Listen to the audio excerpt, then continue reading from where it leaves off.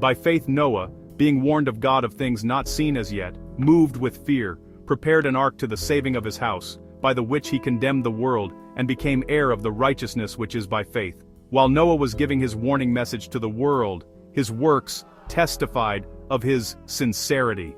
It was thus that his faith was perfected and made evident. He gave the world an example of believing just what God says. All that he possessed, he invested in the ark. As he began to construct that immense boat on dry ground, multitudes came from every direction to see the strange sight and to hear the earnest, fervent words of the singular preacher. Every blow struck upon the ark was a witness to the people.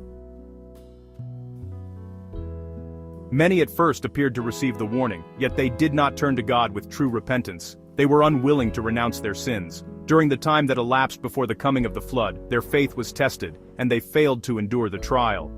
Overcome by the prevailing unbelief, they finally joined their former associates in rejecting the solemn message. Some were deeply convicted and would have heeded the words of warning, but there were so many to jest and ridicule that they partook of the same spirit, resisted the invitations of mercy, and were soon among the boldest and most defiant scoffers.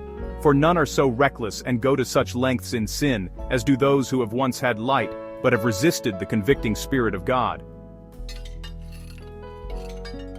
The men of that generation were not all, in the fullest acceptation of the term, idolaters. Many professed to be worshippers of God. They claimed that their idols were representations of the deity, and that through them the people could obtain a clearer conception of the divine being.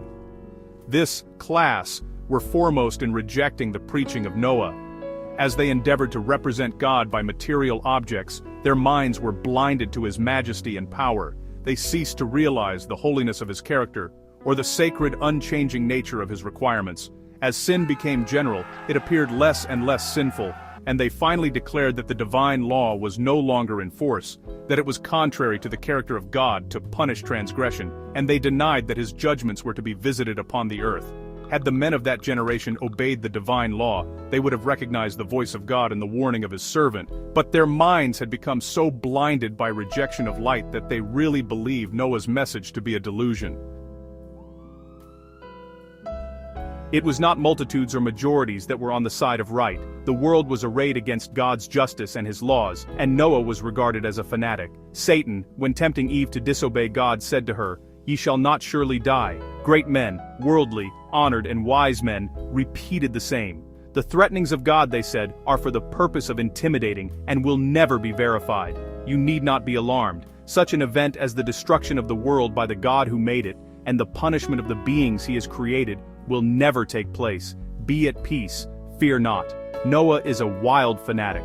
The world made merry at the folly of the deluded old man. Instead of humbling the heart before God, they continued their disobedience and wickedness, the same as though God had not spoken to them through his servant.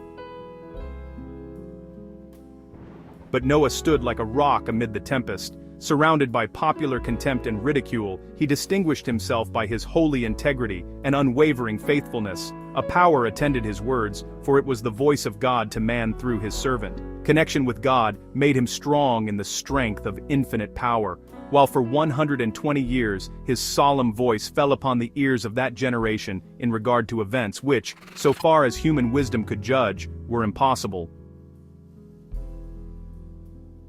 The world before the flood reasoned that for centuries the laws of nature had been fixed, the recurring seasons had come in their order. Heretofore rain had never fallen, the earth had been watered by a mist or dew, the rivers had never yet passed their boundaries, but had borne their waters safely to the sea.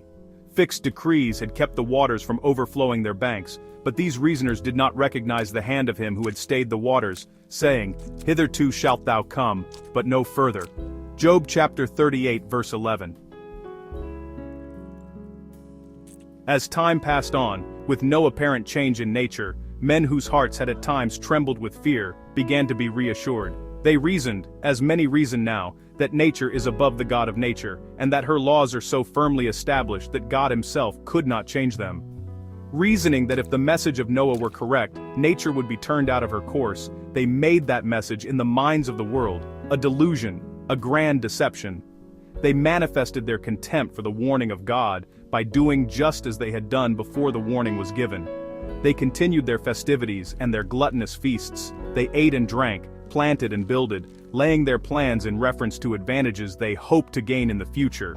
And they went to greater lengths in wickedness and in defiant disregard of God's requirements to testify that they had no fear of the Infinite One. They asserted that if there were any truth in what Noah had said, the men of renown, the wise, the prudent, the great men, would understand the matter.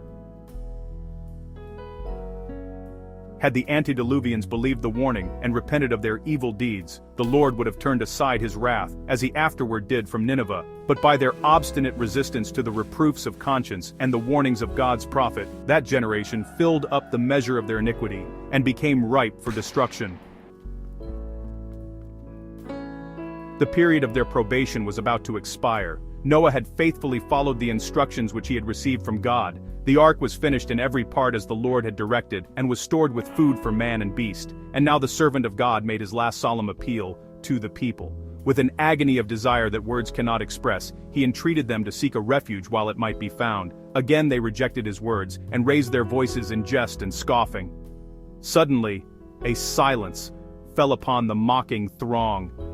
Beasts of every description, the fiercest as well as the most gentle, were seen coming from mountain and forest, and quietly making their way toward the ark.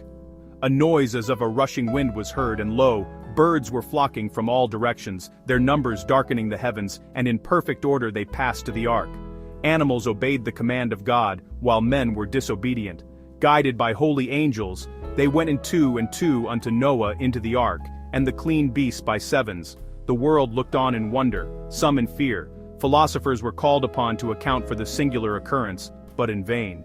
It was a mystery which they could not fathom. But men had become so hardened by their persistent rejection of light that even this scene produced but a momentary impression. As the doomed race beheld the sun shining in its glory, and the earth clad in almost Eden beauty, they banished their rising fears by boisterous merriment, and by their deeds of violence they seemed to invite upon themselves the visitation of the already awakened wrath of God. If you liked today's video, please consider to subscribe to the channel, like and share. We'll see you in the next video.